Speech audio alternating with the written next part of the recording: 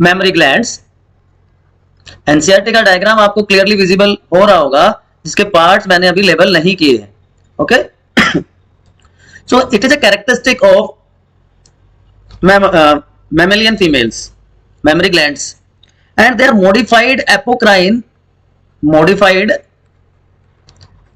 sebaceous gland होते हैं बच्चों।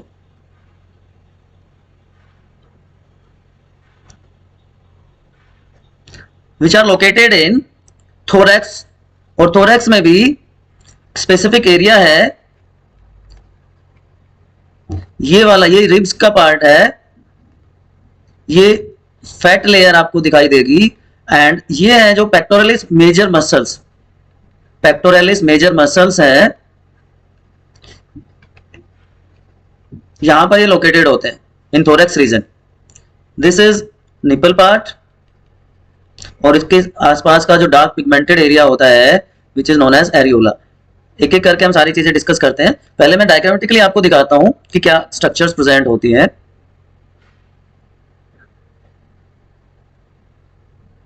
So these are the cut part of ribs,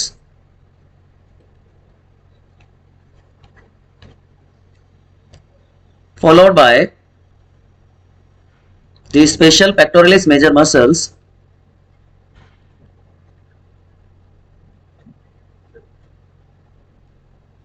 then there is a broad area of fat. So this is fat area,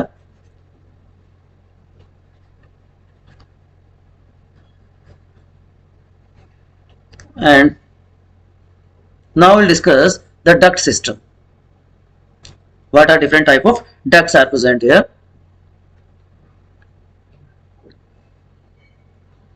एक बड़ा सा broader सा area which is known as alveoli,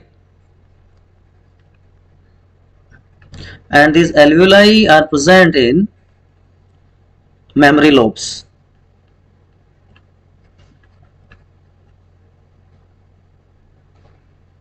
From these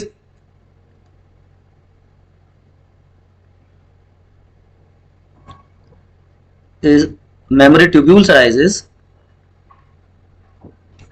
यहां मैं आपको बनाता हूं, यहां थोड़ा सा और क्लियरली विजिबल होगा आपको। ग्रेप लाइक स्ट्रक्चर्स हैं, इसका अलग से भी हम डायग्राम डिस्कस करेंगे बच्चों।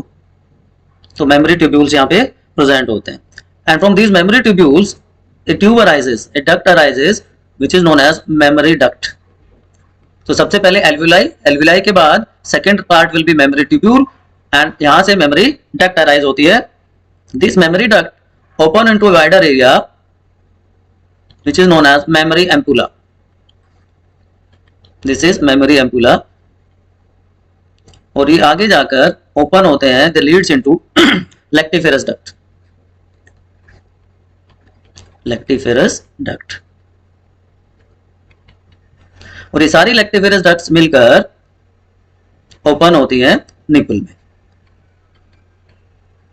जिसका पिगमेंटेड एरिया, जैसा कि मैंने पहले भी बताया था आपको, एरियोला कहलाता है। So this is a diagrammatic view, जो एनसीईआरटी में भी डायग्राम दिया हुआ है कि 5 रीजन्स हैं। अब मैं आपको बताता हूं एक फ्लो चार्ट के हेल्प से कि कैसा होता है। मेमोरी लोब्स आर फाउंड, जो सबसे बड़ा एरिया, वाइडर एरिया होता है, that is memory lobe, which is a glandular tissue. Nearly 15 to 20 memory lobes are present. These memory lobes open into alveoli. Alveoli दो फंक्शन बच्चों यहां परफॉर्म करता है, it secrete and store milk. Milk की secretion और storage करने का काम ये करता है alveoli. This alveoli opens into memory tubule which joins to form memory duct. यहां से memory duct को वो ज्वाइन कर लेते हैं, and these ducts still joins to form wider memory ampulla की फॉर्मेशन कर देते हैं, यहां वो जाकर ओपन होते हैं, and ultimately they opens into lactiferous duct, opens into lactiferous duct, जो कि कंबाइनली जाकर निपल में ओपन होती है। So this is the flow of milk in female through this duct system, जहां पर ये सारी स्ट्रक्चर्स प्रेजेंट होती हैं। अब थोड़ा सा माइन्यूटली इन स्ट्रक्चर्स को अगर हम डिस्कस करें तो बात करते हैं मेमोरी एल्वियोलाई की।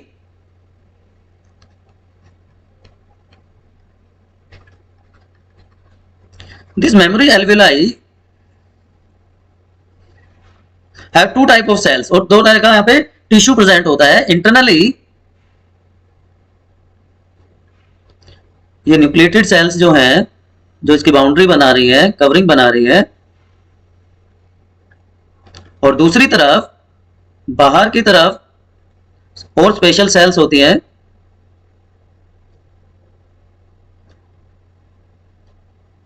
जो इसको सराउंड करती हैं, जो इसको कवर करती हैं। तो यहां पे दो तरह की सेल्स आपको दिख रही हैं। दीज आर मसल्स और myo epithelial cells. These are myo epithelial cells. Muscles हैं, ये मसल सेल्स हैं, myo epithelial cells. And the inner one are known as alveoli epithelial cells या एल्वियोलर एपिथेलियल सेल्स। दो तरह की सेल्स यहां पे प्रेजेंट है। दोनों सेल्स अलग अलग फंक्शन परफॉर्म करती हैं। Myo epithelial cells they have receptors for oxytocin hormone, receptor for oxytocin hormone। दूसरी तरफ alveoli epithelial cells have receptor for prolactin hormone। दोनों हार्मोन अलग अलग होते हैं, प्रोलैक्टिन एंड ऑक्सीटॉक्सिन। ऑक्सीटॉक्सिन को हम बच्चों कहते हैं, oxytocin is known as milk ejecting hormone. देखिए बहुत बड़ा फर्क है, मिल्क इजेक्टिंग हार्मोन है जबकि prolactin is milk producing hormone. दोनों का फर्क आपको पता होना चाहिए, milk producing and milk ejecting. So दोनों के रिसेप्टर अलग अलग जगह प्रेजेंट है। मायोएपिथेलियल सेल्स पे रिसेप्टर है ऑक्सीटॉक्सिन का, जबकि एल्वियोलर एपिथेलियल सेल्स पे रिसेप्टर है प्रोलैक्टिन हार्मोन के।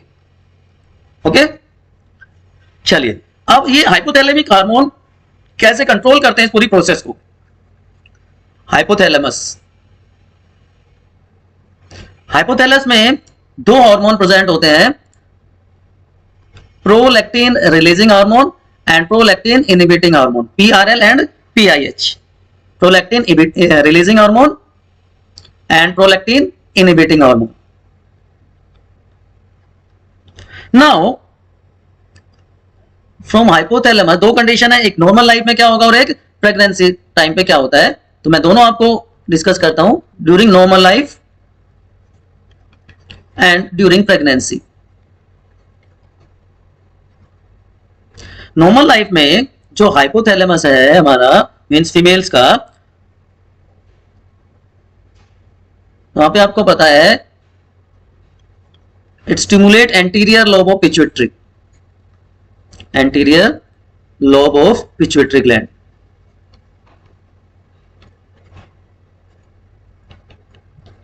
ओके, सो यहां पर इस स्टेज पर PIH इज डोमिनेंट, यहां पर PIH डोमिनेंट होता है, so there is no production of PIL normal condition में। But during pregnancy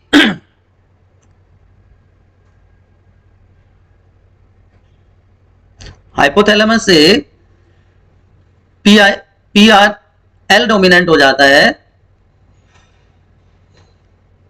and acts on anterior lobe of pituitary gland, PRH sorry, and releases PRL prolactin hormone. PRH PRL की secretion कर देता है। Clear? Now this prolactin perform two functions. Prolactin have two functions, दो तरह से act करता है। Number one, it acts as mammographic hormone या मैमोट्रोपिक हार्मोन और एज लैक्टोजेनिक हार्मोन। प्रेगनेंसी के टाइम पर लैक्टोजेनिक एक्टिविटी नहीं होती है, not active during pregnancy due to high level of progesterone hormone. बाद में ये फंक्शनल हो जाता है और मेमोट्रोपिक कंडीशन में प्रेगनेंसी के टाइम पे ये एक्ट करता है, ग्रोथ ऑफ मेमोरी ग्लैंड के लिए रेस्पॉन्सिबल होता है, ग्रोथ ऑफ मेमोरी ग्लैंड। एक वर्ड होता है बच्चों मिल्क इजेक्शन या milk let down, milk ejection और milk let down. What does it mean? कि release of milk through this duct system under influence of oxytocin hormone, release of milk through duct system under influence of, under effect of oxytocin hormone. Clear? अब यहां पर एक चीज और मैं आपको बता देता हूं, एक और मैं चीज आपको बताता हूं। कोलोस्ट्रम, क्योंकि हम मेमोरी ग्लैंड की बात कर रहे हैं, कोलोस्ट्रम क्या होता है? What is colostrum? First secretion of memory gland after child birth, first secretion of memory gland after childbirth is called colostrum. Usually 2 से 3 दिन तक ये प्रोसेस होती है and colostrum is considered complete nourished diet or food for newborn baby because it is rich in proteins but low in fats. और बहुत important यहां पर एक कंपोनेंट पाया जाता है IgA, antibodies, immunoglobulin, which provide natural passive immunity, natural passive immunity to newborn. Clear? तो ये इसका इंपॉर्टेंट काम होता है। Hope it is clear to now. Memory gland, इससे रिलेटेड कोई भी डाउट है still you can ask me. Keep studying, good luck.